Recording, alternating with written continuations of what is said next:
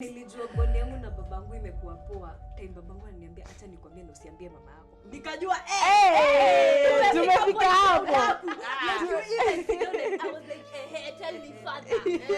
I am sad. The way my father kept on showing up umefanya makosa. But akipigiwa, he will still show up and he'll still make me feel like I have your back regardless. Yeah. A father leads the home. A father builds the kind of morals, and it is in those morals that he will teach or he exposes the children to that you get to grow from there. My dad left when I was 6 years old, and it was a rough path growing up because you go to school and everyone is like, my dad took and then I'm always talking about my mom and my brother, so they're like, what about your dad? And I'm like, no, how do I tell them? He just woke up and left, like he just decided to leave. And then he came back when I was in class 8, I guess, but I'm like, and you know, he had to come back because my mom literally looked for him. Like, you have to come talk to your daughter. Because I remember falling into a season of depression. I grew up hating men. Like, to the point that I couldn't concentrate in class if a man is teaching. I went through some really dark holes, and it is how my dad came and picked me up. At time I didn't even expect him to. I expected him to be mad, expected him to, kunigongeza ama kunipiga, disciplining. But it's the way he held my hand at that time, and oh my God, nakupenda. Okay, in as much as he left, he was also a very terrible father. In the sense that he was a good father, he used to show up, but at the same time, he was an angel and a devil at the same time. He'll show up and the next minute the next minute he wants to, like, he's pouring petrol all over our house and he wants to burn us tukiwa ndani. Everything I've learned from my dad, and that will forever be my example.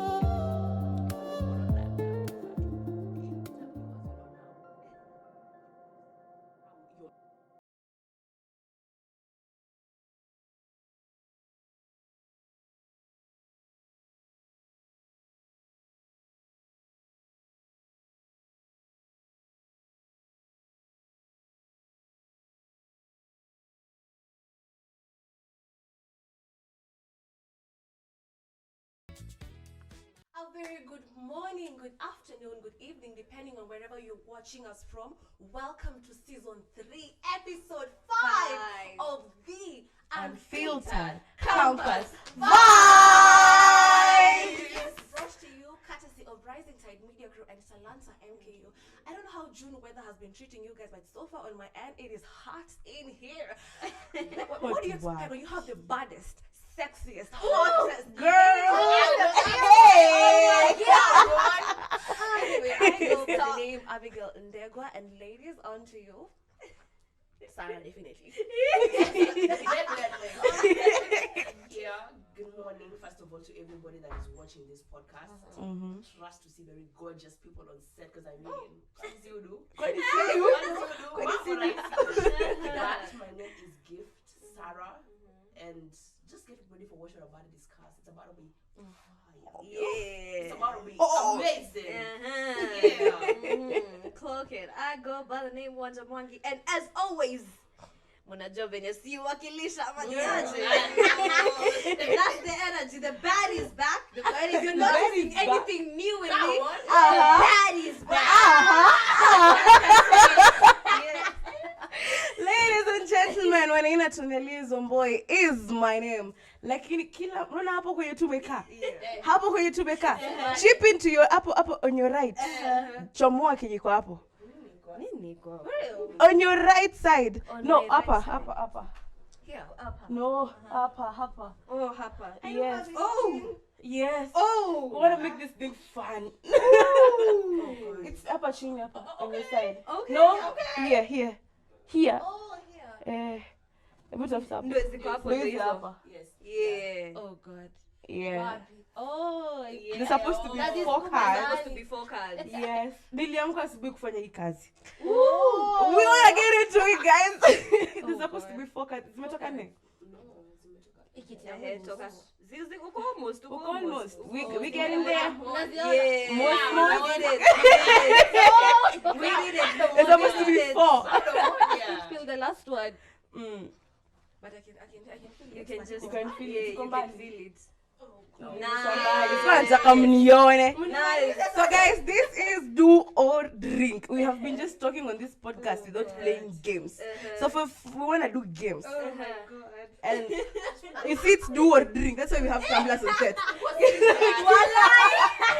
have tumblers on 7 a.m. in the morning. Hapa. Kamata yako. Kamata yako. Mpitishie Abby. I can't remember the last time I held something like this. I know. Girl. Nimeangusha zangu. Jesus Christ. It's about to be chaotic, guys. I can smell it. So we'll start with drink if you have an Android. Drink if you have an Android. Drink if you have an Android. Let me Android bus. Pick a shot. Seriously short. Yeah. When is it do or drink? Yeah. Thank you. Pick a shot. Kila mtu pick a shot because uko na Android, uko na iPhone. Uko na iPhone. So ni powered by Android. Powered by Android. Guys. Muni penini. Techno AI, guys. Kwanza yote ndio wapi? Later. Pick a shot. Pick a shot. Pick a shot. Nice. Pick a shot. Pick a shot. Pick a shot. Guys. Acha, let me do the honors. I can. Songa. Yeah. Pick a shot. For real. Mjifunze kuwa na iPhone. Girl. Mjifunze kuwa na iPhone. Pick a shot. To Android users. I love techno, by the way. Very proud. Cheers. And Hakuna kitu kama hiyo. 2, 3. On to the next. Who's gonna be next? Acha nifanye. She has to be on the same level. She has to be on the same thing. Have an iPhone. Shot glass yako hivyo. Drink if you have an iPhone. me hata sina simu guys. So I mean. Na vile umetuchachisha. Imagine. But anyways, I don't use Androids. Those things are okay. Ah. Anyways, I Those don't things use are- Androids. Those things are, you know. Those things. Those things. Guys, They lipuka. Those things. They lipuka on someone's pocket. That is not my style. So The iPhone will lipuka using this evidence online presence. hiyo ilikuwa fake. Hiyo ilikuwa imetengenezwa na Apple. Lona. Okay. On to the next. Drink Alright. if you're the youngest player. You I am the oldest, I guess. Yes. You're 20. I'm 22. I'm also 22. It's One of between these two. Wakunywe, what? Mom, wait, who is who? Who's who? I'm 24 though. No. How old are you? Pick a shot. Sister, is you me? Is me you? No. Is you me? Let her hear a shot. How old is Sarah? I'm old. I'm young at heart. How old are you? Miaka usemi mbele ya Unaogopa? naogopa sana miaka yangu. Higher. Okay, There we go. mbona anapewa na mimi niko 24? Sarah is the youngest, guys. Sikuamini. We don't believe you. We don't believe you. Thank you. Sarah, take us to the next. Everyone plays Simon Says. Ah. I am Simon. The first player that messes up must drink. I knew it. Simon Says. Joy is pretty. Wow. That's true. Yeah. Is she Very, pretty? very- yeah, she's gorgeous. She's Yeah. beautiful. She's amazing. Inapeleka next year. Mape yangu was of affirmation lakini hii Hii leo imeshinda zote. You even asked even get director's heart. Oh my Yeah. god. Yeah. Okay. Reveal to everyone every single drug you've done or drink twice. How? Hii ni master ya Wanja Mwangi. Wanja Mwangi. Mnataka kuniweka kwa spotlight. My father is watching this. My father watches this shit. My father watches this shit. Mom, Akiwala, I promise to God I'm a nice girl. Wow. I'm a nice girl. But hata sijafanya mingi, you know. Like for the sake of your mental health, let me just drink. Nothing. For the sake of your mental health, I don't want you to disown me now. I don't have other parents. I beg. beg. You don't get any other parents. I don't get. Now I them get. You never get any other parents. Nah. I'm a drink twice. That's drink. First shot for you, Dad. Mom, this one is for you. You never reach like that. Mom, this one is for you. Sorry, boss. Me, Yes. for the sake of also my Kwani unafanyanga nini huko nje? Lakini it's Fanta Mambo orange ni bad. mengi. Fanta orange. Maneno ni Then mengi. mwaka Simba. Ila unalenga. Yes. Kupenda kutenda. Na shanga. Si kawaida. Yeah. Acha tu tuseme mental health ya hiyo pale. Yes, let's just say that. Your first love. Wacha tu first love. Your first love asikuje kukuacha. First love. Lakini wacha nimwambie overthink. It is okay. Usione na kunywa useme I am guilty. Hey, I am not guilty. I am not. It's not what you think. But I'm also not safe. Abi. Amesema because Kumbe na ile the friend that is your fire. Hey. But it's never that bad. It's not that bad. I promise you, it's not that bad. Parents, wherever you're watching from, we grow and we learn. We good. We're good guys. Very good We are guys. very good girls. Yeah. Tonya. So do an impression of DJ Khaled and post it to your story or finish your drink.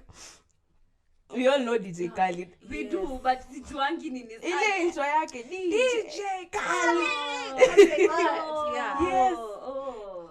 You do it and you post it on your stories. Wata capture shots alafu watatupea post. Yeah. Yeah. So do it or finish your drink. DJ Khaled. I beg to drink.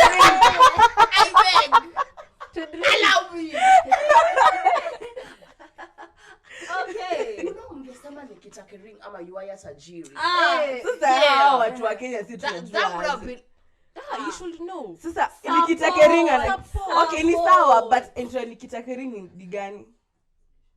Unajua hata heri mseme Lil Maina kila mtu anajua ni Stana. Stana. But sasa nikitaka ring ana intro ni You have a personal issue. girl. No.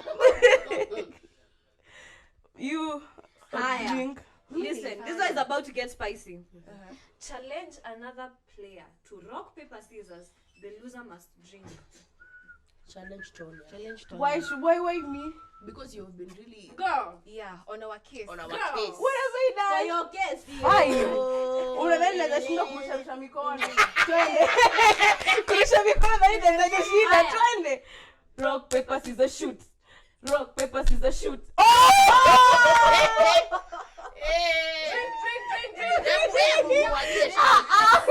Kwenda vijana. Hivi wagaizi Kila mtu wherever you're watching game hata from, imeisha. Game imeisha. Game Rusha imeisha. mikono. Haijaisha. Hiyo game imeisha hivyo. Twende kwa topic ya leo. Alright. Topic ya leo in it. That was a really nice opening session. It was. Yeah, tuchangamshe akili. Well, we all in real time so Tonya shindwa kurusha mikono. So kurusha tu mikono. Guys, usijinx. But at least Let's now all you laugh. know who your hosts are. The real malebos in the building, guys. Luckily, to judge. We're just young and free and happy. sorry. Furaha, ni It is okay. furaha. We Anyway. understand. Anyway, guys, how was your weekend? You know, it was Father's Day yesterday. Yeah. So It was really had a really, really good time. With your father? Yesterday on a Sunday, babe. Okay. Oh, Sunday. What is? Oh yeah. Today's on Sunday. Personally, I woke up, wished my dads a happy Father's Day, nikamwandikia pale hivyo WhatsApp because I didn't manage to tell him because of place nilikuwa and the things I was doing.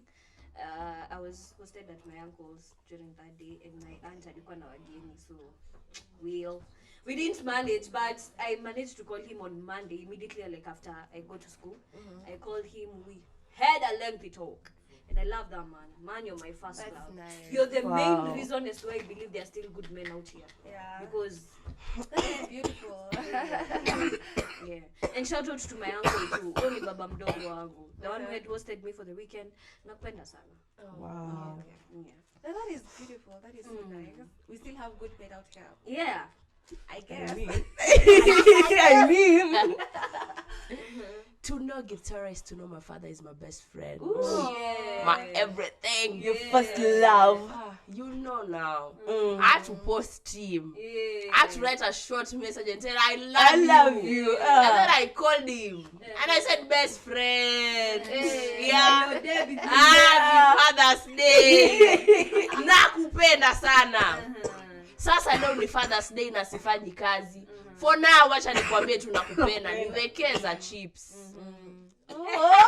Kidogo confirmed. Now was received. Yeah. I love my dad. Whoever knows me knows I love my dad. Any male figure, any example, any standard I have, I set that because my dad has shown me what it feels like to be loved for, provided for, cared for, showed up for. And I never have to question, like, you know, with this other the other species, you have to, That's so nice. you have to constantly question, like, do they want to be in my life with my dad? I never have to question because I know it doesn't matter niko thika, niko wapi, my father will make it happen for me. And at my big age and those other big ages to come, I will forever say my father will fix it. Wow. That is the only man I can say that I depend on and would make it happen for me. So I love you, Dad, very much. Yeah. That's so sweet. Oh my You're days. getting me so emotional. For me, I was in the house, but I told him happy Father's Day. But the whole day, it was on a Sunday. Nilienda kanisa, guys. Lazima niwaombe kwanza, nimeona malebu hapa.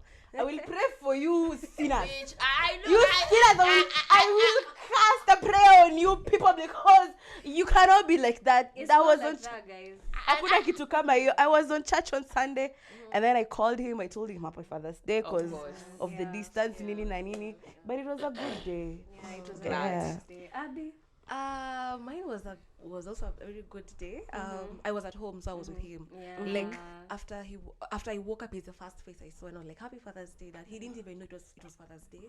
So it caught him by surprise, and he was so happy. He was like, "Oh my God, it's Happy Father's Day!" And I'm like, "Yes." Yeah. Oh, wow. Then like a small sister, Pia, Daddy, Happy Father's Day. So Hey. plus, because he moment. has been unwell for some time, so Yeah. that's why I was not here last week.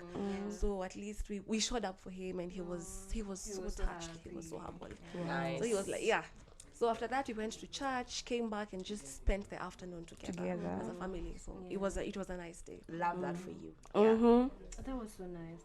But I believe, okay, for me, Father's Day wasn't just about my dad. It was about my elder brother, because he has also showed up for me in ways no other man can or has ever so far. True. So my elder brother, Pierre, is one of the people I celebrated that day. Like, he has been there for me kutoka kitambo. I mean. So that's what we are talking about today, Father's Day. And I don't know if you guys have noticed, but I feel like Father's Day is not really appreciated as much as Mother's Day is. You'll find that in our church, Mother's Day, every woman is given a rose. A flower, Flower. You know, funny enough, card, it's not all in the that. calendar like Mother's Day is. Yeah. For real? Yeah, Haikuangi. So it's just a random day. random Just Yeah, a that's random way day that it's for that men. is actually picked, and then it's like the day Leonie Father's Day. Oh, that's so sad. Yeah. Oh, why Wait. though? Why? Should By the way, question. actually, Who that makes really- calendar? makes Who's calendar? the marker of the Alafu you calendar? know. We should sue him. Do we have a We lawyer? need to call him. We need to call him because her. And then there was this post I was saying, like, this lady alikuwa anasema, you know, Mimi, I'm the father to my children. I have done this. But these men were like, on Mother's Day, we don't complain and say, because I have brought up my children as a single dad, I am now the mother. Of the I am all children, that. yeah. But when it's Father's Day, they're like, oh, only happy Father's Day to the good dads, deadbeat fathers, waende kando. And I'm like, is it really fair? Even though you're a funny enough, I'm deadbeat coming to father. the realization that there are people that don't fall under the category of deadbeat father or absent father. They genuinely want to be a dad, but the women won't allow it. True. You see? True. So where do we place those? Wanawake na double standards. I bore this child. Mimi hutaniletea. But hutaniletea mimi you didn't do it toka alone. You didn't do it alone. The man was still present. He I initiated. mean, but sperm donors. But still, in as much as they are sperm donors, they still contributed to that life. But I feel like every child, be it a male or a female, they should have a right to grow with a father figure. Because I feel like a father figure is the first firm foundation of that child's life, of how venye ataview life, of how the thinking, and like usinyime mtoto baba yake tafadhali. Like I feel like it's a very necessary part, because after all atakiwa this teenage life 13-14 atakuwa like, there's someone called a father. Where is my father? Who is the father? You know, funny because there's this child, I interact with the mom's content a lot, and he's always telling the mom like, twende town nikutafutie a husband. The child is so smart. You've seen it. I've seen it. Town nikutafutie a husband. Lakini unajua huwezi enda hivyo. Lazima uvae smart, utoe your track, umevaa nini. And he's always talking about wanting a dad. You see? And you know, actually he does not have a dad. The dad alimkataa at birth. You see? So that again, I feel like, because unajua children go to school. They you hear other kids, oh, babangu alifanya, and now you know such conversations, they can't even talk about that because they don't have that. So I feel like, from personal experience, it is something that can affect the well-being of a child as you're growing up. Because my dad left when I was 6 years old, and it was a rough path growing up, because you go to school and everyone is like, my dad took, and then I'm always talking about my mom and my brother, so they're like, what about your dad? Like, what your dad? And I'm like, no, how do I tell them he just woke up and left? Like, he just decided to leave. And then he came back when I was in class 8, I guess, but I'm like,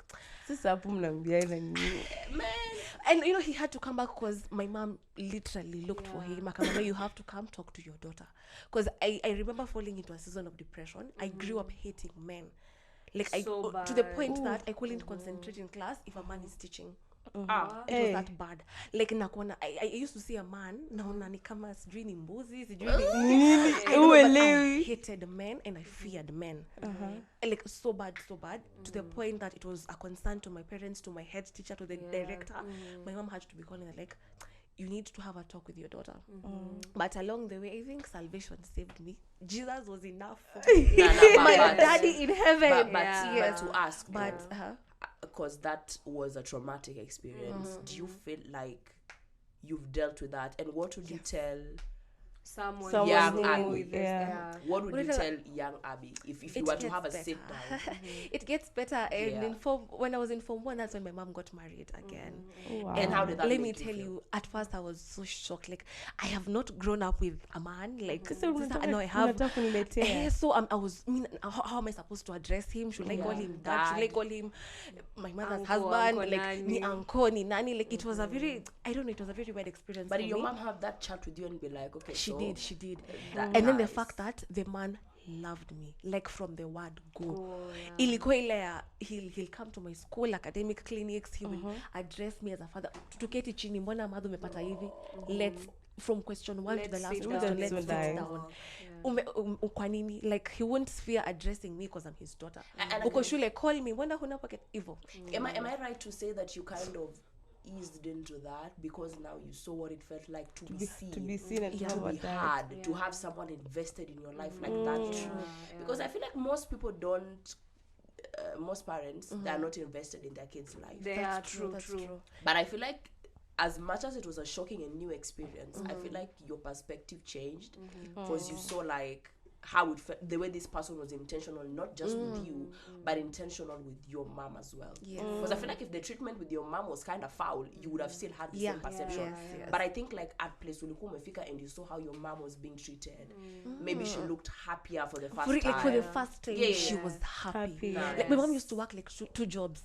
Mchana usiku, she was ever working, because I mean she has to support me and my elder siblings. brother. My elder brother. Now I have a small sister. Girl. We love that. Yeah, so I feel like it just as Wanja said, it's very important for someone to grow up with both parents. Unajua unaweza kuwa I can do it, I can be your mom, but trust me, you can never be the father of that child. I know they'll always ask.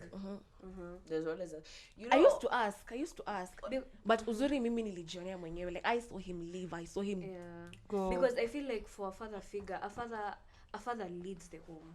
A father builds the kind of morals, and it is in those morals that he will teach or he exposes the children to, that you get to grow from there.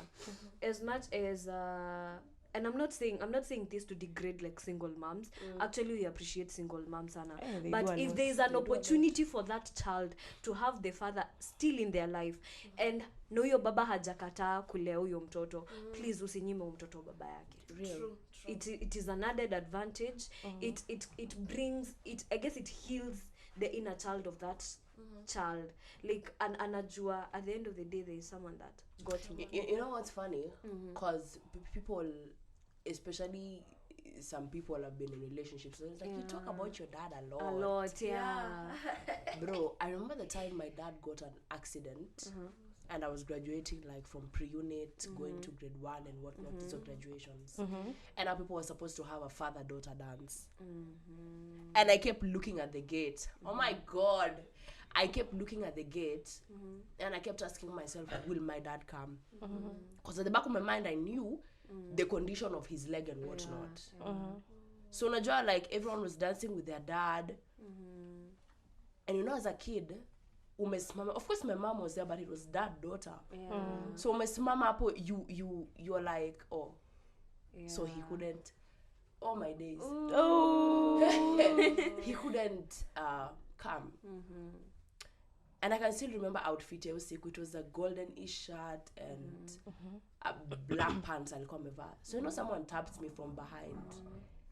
And when I turned, I see him and I was like, oh, so you came. Wow. And it was like, yeah, I actually came, you see? And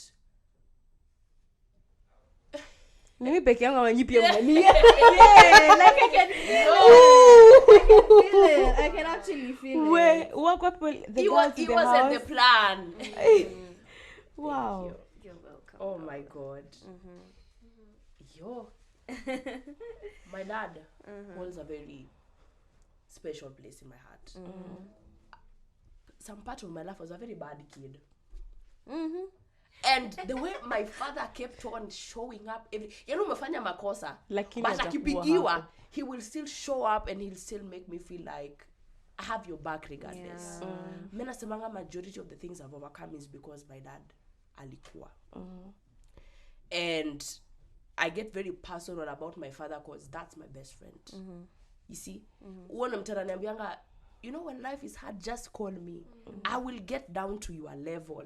You see, I will get down to you. I will think like you so that we can have a chat. So I feel like to know me is to know that it is a package deal. I shall talk about my father and you would Anything. I will Because I feel like as much as my story is like actually so different from hers. Because I remember at some point I was also like, I wouldn't say a bad kid, but I had a lot of challenges and a lot of things when I was growing up and everything. And somewhere in my teenage life, I kind of messed up so bad. My father disowned me, I guess, like twice, ama ilikuwa once. But it is how, at the end of the day, like hapo sasa ndo nilifeel fuck, like oh my God, like you imagine you're the black sheep. There's something she posted and she said, I'm the black sheep and the golden star simultaneously everything of my family, because at the end of the day, I believe in being unique. And I'm the uniquest child my parents have. Listen, my siblings are there, but I believe I'm a big star in that family. You are. Because I went through some really dark holes, and it is how my dad came and picked me up. At time I didn't even expect him to. I expected him to be mad. Expected him to, kunigongesha ama kunipiga, disciplining. But it's the way he held my hand at that time, and oh my god, nakupenda. Like, it was so nice. Like, Nisha healed to a point that I say siezi because it happened like 3-4 years ago, but again, it's not that long ago. Is it? Girl. But anyway, I do smile a lot, and that man makes me smile a lot. So yeah, with my brother, they stood up for me through that. Because I remember my brother was literally standing up for me in terms of he would do anything for me at that moment. We will sit down, he'd call me for talks.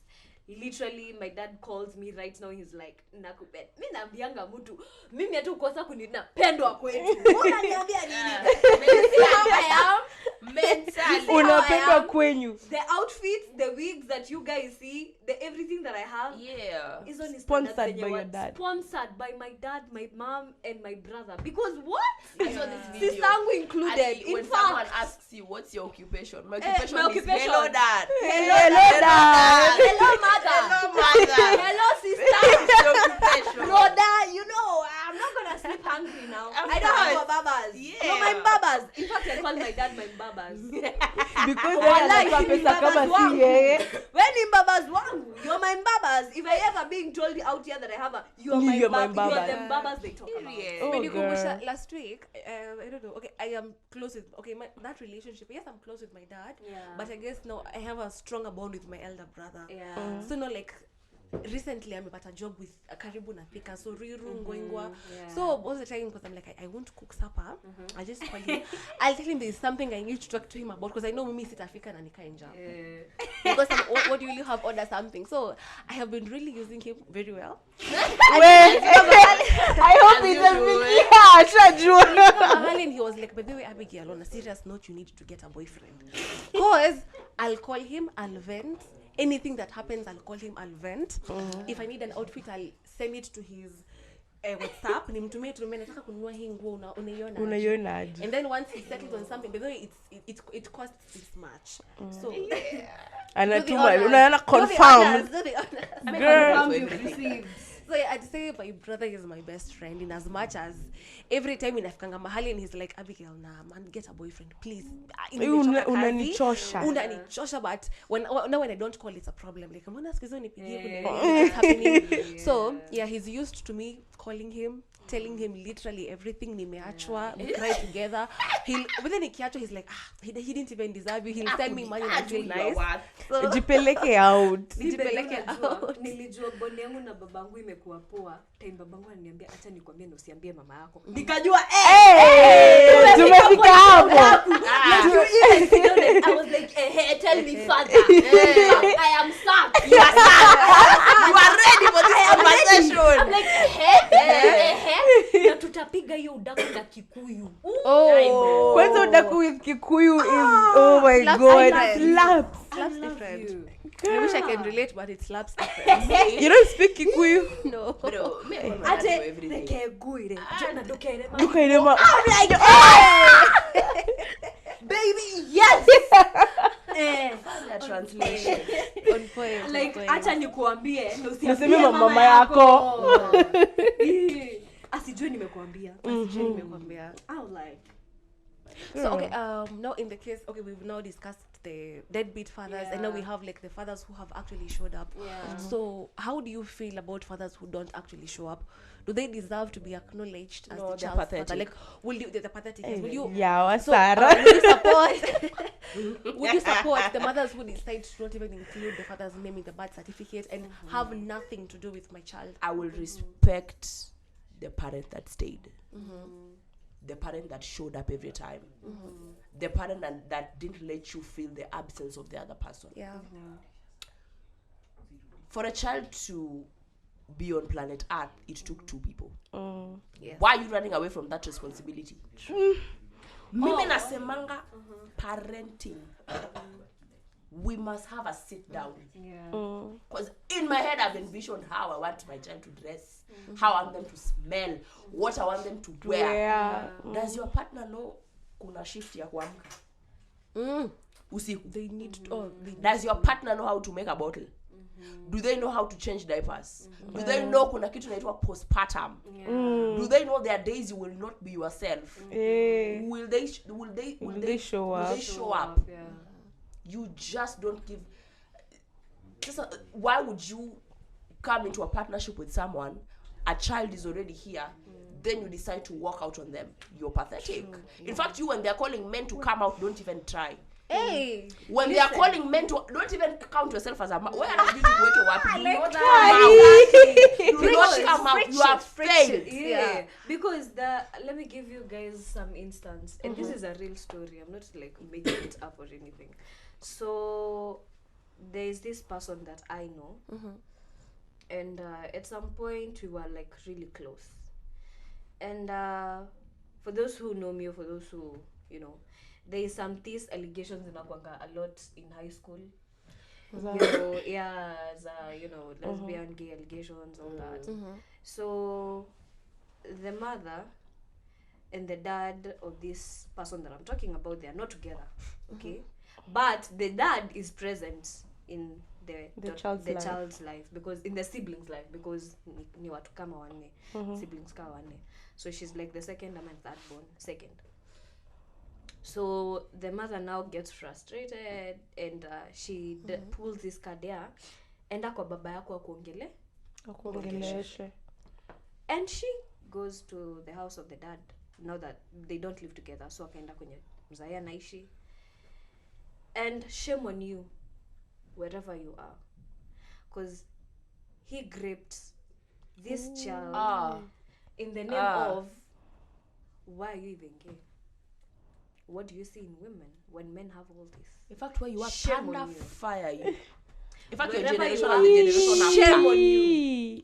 Wow. And now that friend of mine, or whoever that is, has to live with that trauma. And that is why sometimes, whenever you have the doubt of a person, it got me thinking. Like, it got me thinking. Like, will you? I don't think I'll ever forgive. Me, I'm shook. Like, was he arrested? System gani? Kenya gani. Never. That man is walking freely. Especially if they had money. To be stoned to death or even hanged. Despite what the society says about being gay and whatnot, you don't wake up one day and say, today I'm gay. It's a whole You don't pick your emotions. You don't pick your emotions. Okay, it's funny, nimerelate juu kuna siku niliamka nikasema bebe from today. From today? Men to hell. Let me tell you, when I was in near girls battle before I transferred to international school now, they said I was gay. I cried. I said, so they have said I am gay. Size, I mean, have you seen girls? I feel like as you grow, there are things that don't faze you anymore. Because zimesemwa zikasemwa. As a parent, it is your due jurisdiction to sit down with your child and try to understand their feelings, their perspective, where they're coming from. And to think that you as a parent sat down and saw your child, your daughter, as someone you can go to bed with, not even go to bed with, assault.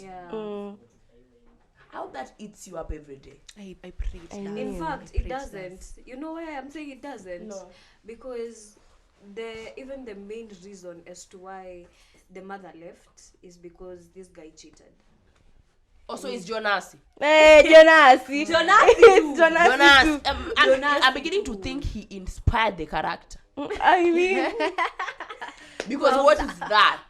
Because you put these children in toxic environments and then still expect them to be the good children, to be, man, you're destroying that child. You know kitu No, parents unajua di nilikaa hivi. Do you know nilikuwa nimepanga kutu. Guys, me that is the day I feared the kind of people I talk to, because my friends can be anything, because we are like, okay, tunaenda kubari mwili lini. I'm not even like, it came out as a joke, but I was like, guys, this is not that serious. Again, like I felt so hata mimi nilisikia uchungu. I even cried, because why in the name, the fact that I have also had such an experience with my parents, and I thank God my parents did not give up on me. I thank God, because they held my hand at the time I thought they were going to leave, especially after I came out and all that story and all that. But at the end of the day, they still find a purpose to love me, because at the end of the day, I'm their child. That is what my mother told me. Siwezi kuachanisha, ni mtoto wangu. At the end of the day, hata mwizi akona mzazi. My dad picked me up and told me, you're my daughter, I don't have anyone else. Sina joy mwingine. Ni wewe tu. Baba yangu ananiambianga, if they don't like you out there, nitakujengea bomba. Exactly.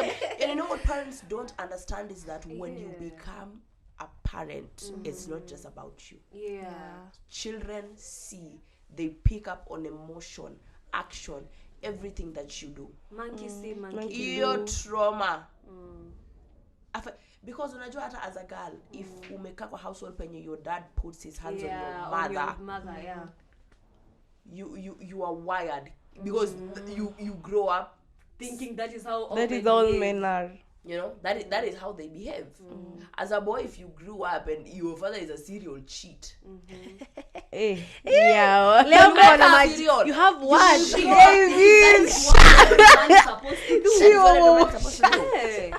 As a parent, mtu uko na baby mama, uko na girlfriend, uko na wife. I'm like, so you have siblings household A, B, C, D. Yeah. And this is a like toxic environment that you have created for your kids. Yeah. And now they're living in the mess that you made. A majority of these parents don't care. They don't care. Majority of these parents, because if you had made an initiative as a parent to be talking to your kid, trying to find out, okay, like today how was school, how is 1 2 3 4 5 going, your child will, because you again backtracking to last week's the other episode we talked about creating a safe space. Now not in relationships but child-parent setting. Because can I come to you and talk to you about certain stuff? May I talk to my dad even about people, boyfriends? So imagine you see there is this guy. Yani amenifanyia 1 2 3 4. My father will tell me, and I feel like it's babangu ataniambia, no, it can never be your fault. It is always the other person. It is always the other person. It's never you. Yeah. As a parent, you should make it a point of work to know what is going on in the life of your child. Yeah.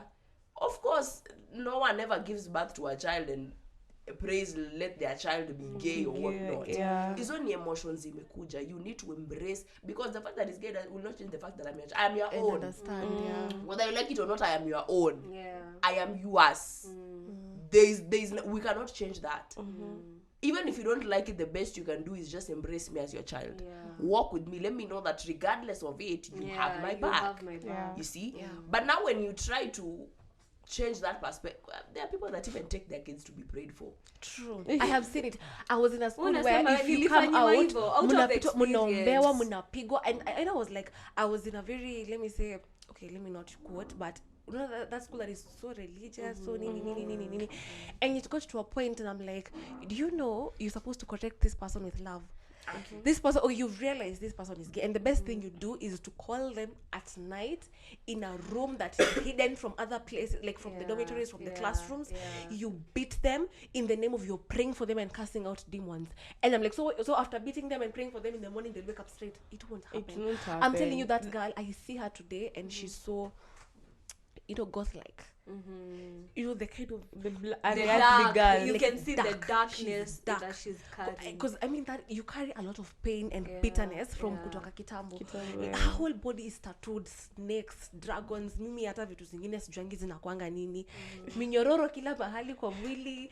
And she's very okay, piercings everywhere, and dark, like she's ever in black clothes. You know what's Full funny, dark. Ju? Surface level, like you're saying, she's very okay.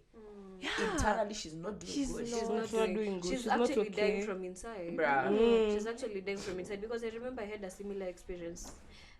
Because I came out when I realized that actually, by the way, I can have like this and this, and actually I'm not like, because we were termed as not normal. You have a problem. You have a That I have a problem. mental problem. So that's when I decided to say to I talked to my mom first before I talked to my dad, because I used to fear that man. Hey, baba huni moto fire. So I talked to my mom. My mom takes it calmly, but I feel like how they handled that situation till date, it haunts me. Why? They made me at that time. During that time, I was like coming out and telling them that story. That is when kulikuanga na weekend challenge kwa shule the next weekend after tumerudi. So what does my mom do? Akanipea pesa, like bahasha, fungula, or whatever they call it. And I come from a very like religious home, you know, over religious. So akanipea hiyo, akaniambia, you know what, hii ni ya kupanda mbegu ya ku get rid of That whatever is disturbing whatever you. is disturbing you. And she made me go confess to the whole school that I actually turned straight. And that was not it. After confessing, nikaombewa mbele ya kila mtu. That shit got me bullied for the rest of my high school life. That is why I carry a lot of trauma. That is why I hate bullying. I hate nilipigwa, nilitandikwa, niliinsultiwa. You know, I was isolated from class. Nilikuwa nakaa peke yangu kwa mlango. Uko nyuma. We. I am not even joking. They don't know this story. I've never talked about it. Not even my sister knows. Okay, that's so bad. Girl. Nilikaa peke yangu, niliisolatiwa. People used to call me the devil. Yeah. Hey, whenever you're watching from here, she's very loved. Oh, Very loved. she's very loved. Very loved. Ni vile hatuwezi And very Actually, embraced. I mean, tusongene tukae pamoja. Very embraced. But I thank God I healed from that. But there was a time it used to destroy me. Like, I hear boys' schools have it worse. Basically uruvamiana. Wanapigwa Wanapigana. na hockey stick. I hear they have it worse. My brother used to tell me, like, you are so gay. It depends. I guess that was the point where my dad got mad for a while. Then he was like, me at kulipi fees because I don't know who exactly you are. But again, alikuja and we actually had a common ground like later. And I love that man. But you know, let me just give you your flowers. You know, given what you went through, it's not easy to walk around with so much life and so much light. Yeah. You see? And the fact that you don't let that lead how you live your life, how you operate, that is so beautiful of you. And friend to friend, you are everything amazing and more. Yeah, for real. You genuinely are. Umesema leo tu ni hapa. Nikupanguza hapa tu. Natafuta machozi. No, you generally don't have to, but you're everything gorgeous and more. Whatever happened back then does not influence the person you've become. You are doing so good. You are doing so great. Everything you achieve, the light you are. Oh, That is commendable and amazing. For real. I think you should talk at my graduation. Find hawa ni wale watakuita kwa harusi. Zile final talks ndio. We, ukatisha Cake Bruh. matron. Cake matron is here. Oh my days. But okay, honestly, another category of people I'd love to also appreciate is those people who step in for you. They're not your biological father, they're not your uncle, they're not your stepdads, but they will continuously show up for you as a dad.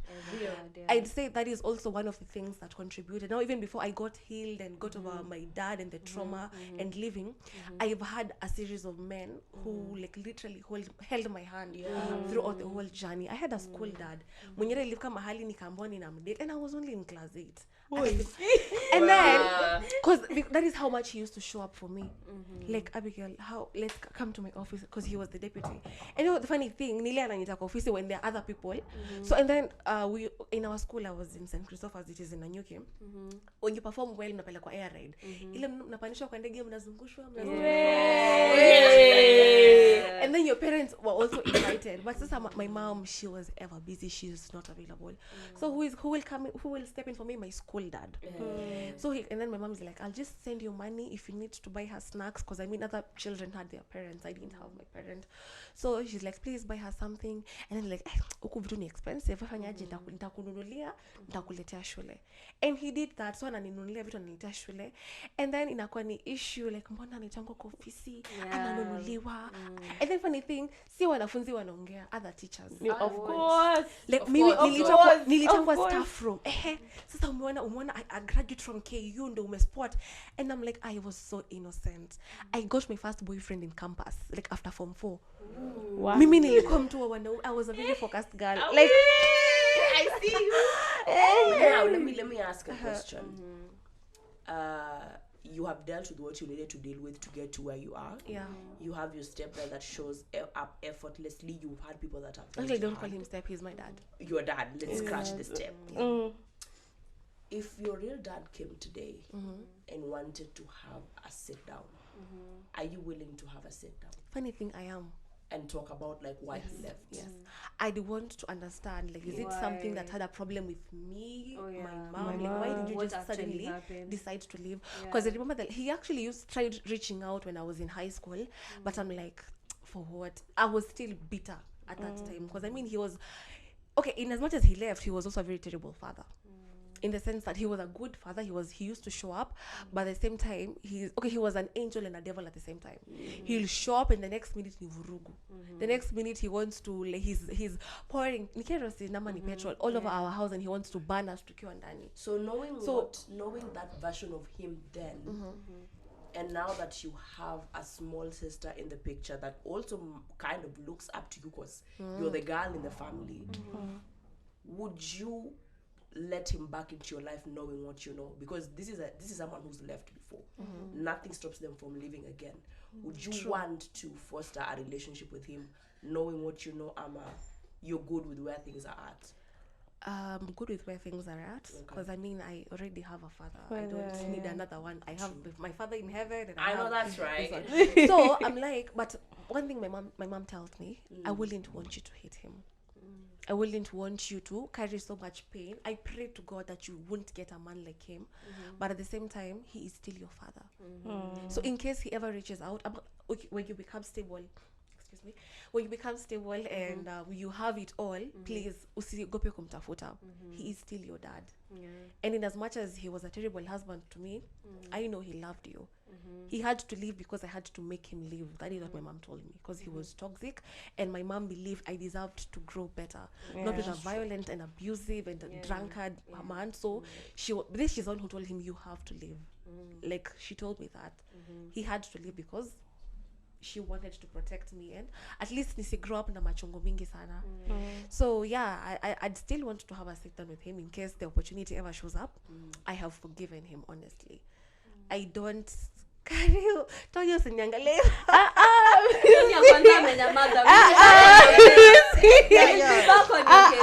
I have forgiven him. I just chose to let go, and I'm like, it's not worth it. Like, carrying all that pain and resentment and bitterness, it's not worth it. Because at the end of the day, God gave me that which I lacked, and I have more, and I have it in abundance. I have it overflowing. My cup is literally overflowing. Come on, favor. Hello. Okay. So I forgive him, and I'm like, he's still my dad, but I know he's not going to be the man to walk me down the aisle. I already have someone to do that. Maturity is realizing you have healed. You have done the work. But I don't know if I see him, something will start up. I don't know, but from where I am right now, because I haven't seen him in so many years, I know I'm good. I know we are good. Me and him, we are good. We're good. So Tonya, nothing. I don't know what I'm supposed to say, because I feel like I don't know my dad. I've never seen him. Mumona took a picture. once, and when I asked about him, nikaambiwa, I'm like, oh, okay. I feel like if he wanted to, he could. Real. Because my mother ni ule mwenye ajai change number tangu akue form 2. It's just the same number. It's just the same number. So if to your parents, yeah. ile number yenye alikuwa nayo kwa baby. Is what they have bado till ako now. nayo. Yeah. So if he wanted to, he could. Juwezi niambia ati ajui namba yake. True. So if he wanted to, he could. And for 10 years, I was the only kid. I didn't even know about any sijui dad. Mimi nilikuwa najua circle ni mama yangu, shosho yangu, guka yangu na uncle yangu hapo kando, and my mother's 2 sisters. So I was like, what is the dad? So after 10 years, I'm like, oh, okay. It's when like my mom introduced me to this person and told me this and this is gonna be your dad, and I'm like, is that a thing? So I had a really hard time adjusting, but then again. So if I may ask, like now, of course, we know there is your dad. Yeye being not in the picture, how has that shaped your life choices and you in general? Well, Do you feel like it has affected Do you feel like it has a affected lot, you? Yeah. a lot, because you don't get to, decide on things before ukae hapa uitikie maybe a boyfriend. You're like, sitanifanya venye ule alifanya, ataniacha venye ule alifanya. Girl, I just felt We don't do that here. Let me When hold your I let hand it and do the happen. talk. I feel like tushapita hapo. But in any case, when it comes to deciding this and this, it's hard. Before you let ati only boyfriend yangu sijafanya nini, it's a hard process because even there wasn't that you remember example. last week episode Yeah. creating a safe A space. safe space. There's Mimi inanisumbuanga Jehova wanyo ni guy. When it comes to this kufungua sijui nini, I'm like, wewe utanifanyia venye yule alinifanyia. True. So I find it very hard. Alafu tena to make wanaume to make matters. Sasa the stepdad now was even worse. Why should you even be present and you're not like contributing? There is the mistreatment, nini, because I found it very biased. Kwa sideline mmoja because she's brighter than the other. That's so bad. Exactly. So inanisumbuanga. So that's why in such spaces I'm like, okay, ongeeni mmalize tuende home. I don't have anything to say in general, but for now I'd say we are okay. We talk once in a while, it's okay. But kuna ile, the bond that unaona venye Sarah anaongelelea my best me, I can't say that. You're like, you're my dad, fine. For my mom, yes, mkileta our mothers, I will yap like no see this. But for this one, I really don't have anything to say. I just, it's okay. I respect you. I love you so much, but that's all. I'd say fathers really contribute a lot to shaping society, to shaping families, to shaping their children, both the sons and the daughters. They play a critical role, and that's why it's very frustrating for someone to suju aliruka ball, for someone to like, nah, I have a child there, I have a child here, because you have to show up to these children 100%. You have siblings Not everywhere. 90%, not 70%. Ile uko na sibling Western Central. Ile mnapatana kwa street. By the way, you look familiar. And we don't even know each other, but apparently we have Because your dad Ochieng. Ochieng. But imagine ufanana. Can I see your Ochieng? How Ochieng is your Ochieng. Also, my sister was your mom. Yeah, I need to know you because your family from I don't know where. Yeah. So it's really bad, and I pray that in the coming years, let's raise a generation of intentional men. Intentional when it comes to building families, to building, to raising children. Let's have at least less single moms. And when it's single mom, let it be nile circumstance. Maybe the husband or the boyfriend passed on, like equal circumstance. But kusikuwa na ile you woke up and left. Irresponsibility. Ati hutaki mtoto, you're not ready, you want to abort, and when she decides not to abort, now you won't be part of the child. journey. Yes, as much as unasema uko na pesa and you can have like the diamonds that we have, like uko na mtoto. I mean, I have money, but still it's never the same. You know, money is Huwezi compare mtu amelelewa na pesa na mtoto ako na ako na pesa na baba yake in, hapo. in It's general, very money, different. when it comes to relationships, is not really everything. True. And some people might differ. Yes, you could have money, you could be sending me money on whatnot. Physically, you're not there. Emotionally, you're not there. Emotionally, you're not there as a parent. And I feel like that's not talked about a lot, because a parent needs to be present. Yes. Yeah, me at this time babangu bado anaulizanga results za university, and I kind of appreciate that, because, and you know, the sad reality is one day atakuwa hapo kukuuliza. The sad reality is one day when life gets hard, there will be no Reverend Bethwell to call. Oh. You see? Yeah. And as much as I want to say that, you know, now I understand, I will never be ready. I will never be ready for the day like my dad will not be there. I was making on my father for everything. I thought like any piece of sasa unasikia. Just imagine leo huyu lecturer ananiambia, and you know, we talk about it mpaka hata when I feel low, I'll just call my father na yuko litasha kama I do. Hata nimesahau what I was feeling low about. Nice. So to actually come to terms with the fact that you actually one day this person won't be there. won't be there. One day you'll call them now, it'll ring too, but no one will pick from the other side. But what I do know is that every value, every teaching, that will stay. That's, oh my God. And I will carry that. Because when, you know, funny enough, when I tell people that I was never a confident person, they find that hard to believe. I find it hard to believe. Really? I find it hard to See, believe. because when I was meeting her, she was like very outgoing, you know. Yeah. She speaks her mind. People, and you know, my father used to go with me to, my father will go with you to an event and won't tell you like, so you will speak in front of people. Atakuita Now, in front so I'm here with my firstborn, she will come and say something. Oh, Out of God. nowhere. of nowhere. What am I saying? We didn't even talk have a about talk. it. You see? But that has helped me so much to gain confidence. And not just that, in the way that I articulate myself, in the way that I talk, in the way that I carry myself out. Everything I've learned from my dad. And that will forever be my example for everything. Even when people don't like me, I will refer to my because you know now, you've seen how your mother is treated in a household. You've seen the way he's intentional about her. So when you decide to sit down with someone telling you they want to be your boyfriend and they want to do life and they want to get to know you, you had an example. And that is why I genuinely feel for people that didn't have that. The same thing that she was saying. It becomes difficult because you don't know what that's like. You've never been with a male figure that has created a safe space who told you like, you've never seen how your mom is being treated. So you don't understand the demographics around that. But for me, I've seen everything about my father begins and ends with Adhiambo Nyongeche, my mother. Hello. Everything, for every aspect of his life.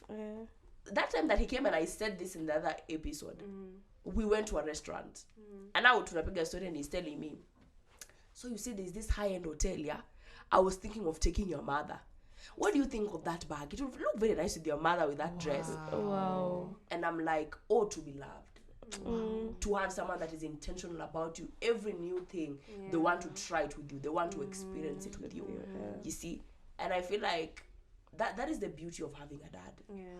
So, and not just a dad, but a dad that shows up, that an intentional dad. father. Yes. And actually that creates standards for you as a person, As a- because yeah. you will never settle for less. Because right now I am like, unajua, people will look at us, and I've had people kind of say that ni mnakuanga na kiburi. I'm like, hii kiburi imetoka kwa babangu. True. If you see the way that man loves that woman,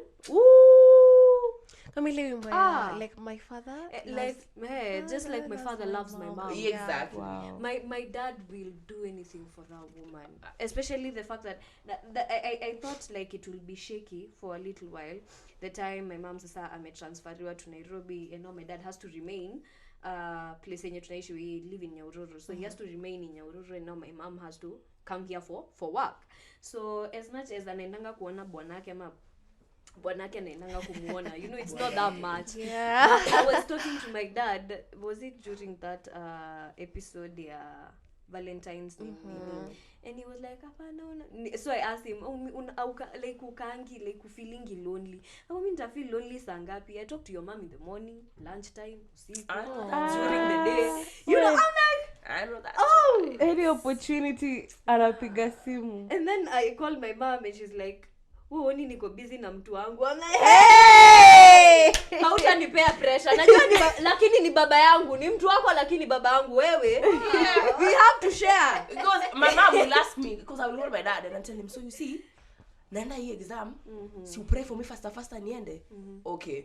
I love you so much. Wish me all the best. To scare my mom. It is 7 o'clock. Why are you calling my husband at 7? Rest, I beg. This is my father. This is my dad. Yeah. And you know, I cannot think of, because I think my siblings can say, wangekuwa nasoma pa wangesema. Yeah. Shalom, ever since alienda Sawagongo, there is not a day my father has never gone to pick him. That boy ajaipanda public. My father will always go. My sister, mimi mwenyewe, when I travel back to Kisumu, there is never a day that I may arrive kwa bus stop ya Guardian na sijaona gari yetu hapo.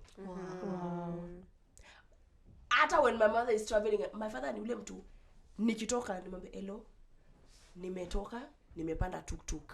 Sawa. Nimeshuka kwa tuk-tuk, niko kwa metro. Sawa. Nimefika kwa Guardian, nishapanda, tumetoka. Nimefika Nakuru, nimefika hapa. And there are times in the journey I'm just like, I'm so tired. Mmenipikia kwa nyumba. Yes, tumekupikia kwa nyumba. Just relax, you're about it.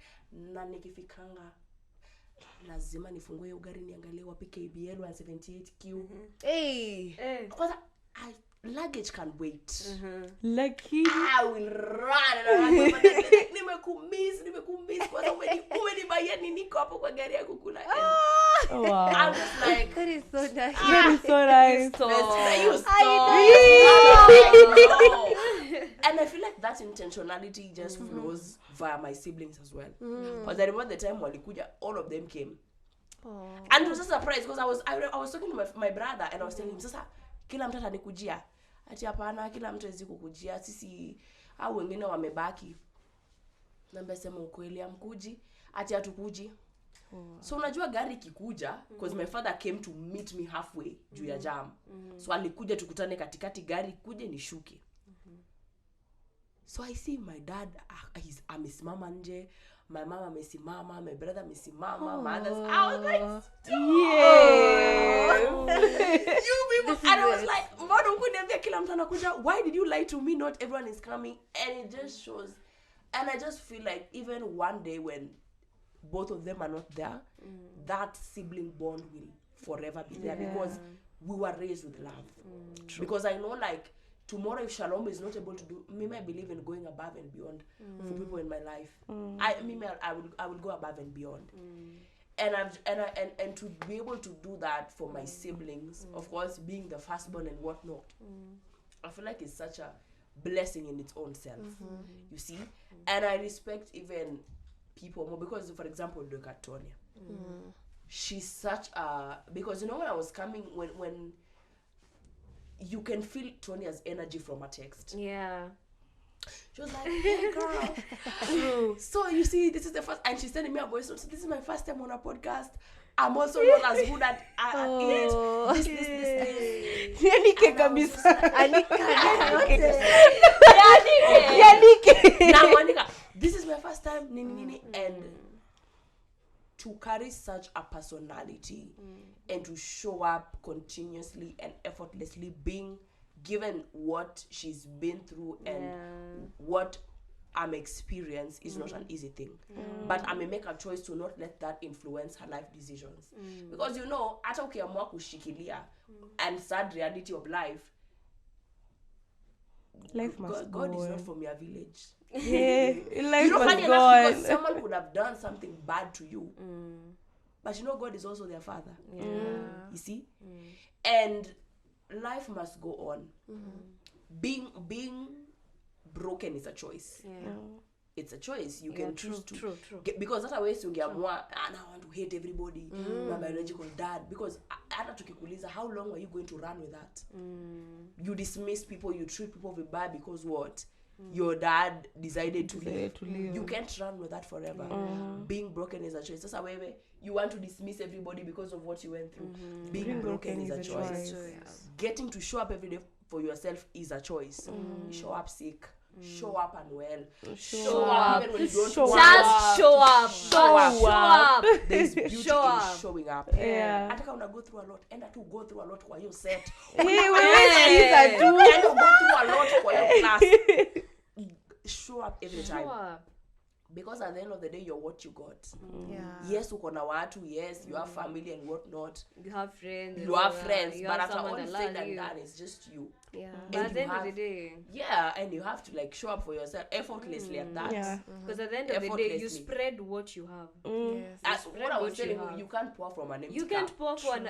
You You have to can't. love yourself. Hata unataka First. kupenda kila mtu but you don't love yourself. Hey, you I don't love cannot yourself. have That You cannot cannot. happen now. Can't. Yeah. You have to Again. start with yourself. Why do you think they say charity begins at home? Yeah. You learn these things from home. Yeah. Ndio as a child ujue kuna kitu naitwa kushare. Yeah. Nyumbani umefunzwa kuna kushare. Ndio ujue as a child kuchapa watoto wengine ni your parent must have told you hakuna kuchapa watoto wengine, it is not right. Exactly. So all of these things they begin at home. Yeah. I told her to beat her because what do you mean? She comes and tells me, oh, sijui nani alinisukuma, msukume pia. msukume If she back. beats you, Beat back. Beat back. Sasa utapigwa dilini. Because unapigwa and she did it funny because That's a different story. That is a different story. Their kids are just bad. There are kids that are They're just bad. They just like to They beat are other just kids. bullies, and if you don't take action, they don't have the right upbringing. Let me Fathers, tell watch you. out. Watch Let out. me Watch tell out. you. Watch out. I'd rather funza mtoto wangu. Eh.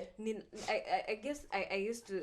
There's a phrase I'll go by if I ever have kids, because I love kids. I love kids so much. I will go by the phrase nisiwahi itwa shule juu umepigwa, nitakutandika pia. Yes. Unapigwa. Niitwe shule juu umepigana, either umempiga ama mmepigana. Amepigana, exactly. Ama kama umepigana wewe ndio Wewe umepigana. ndio umepigana. ikwenda sana. uko chini. So ulikuwa mnyonge hapo. Usikubali kuwa Do mnyonge. not. Usikubali. In fact, naweza kuwapeleka boxing na self nini classes mapema sana. This has been a very interactive session, and I really Yeah. pray that this message gets to Sarah's dad, Yeah. to Wanja's His dad, dad. to Tonia's dad, Pia, because I feel like these are things, and to my dad. I know he doesn't watch at times. Namtumianga tu links onto blue ticks, but I'd rather go sit down with him like, please, let's watch this, because I feel this is something that fathers need to learn. The present fathers, absent fathers, deadbeat fathers, aspiring fathers, Yeah. technical men in the building, aspiring fathers.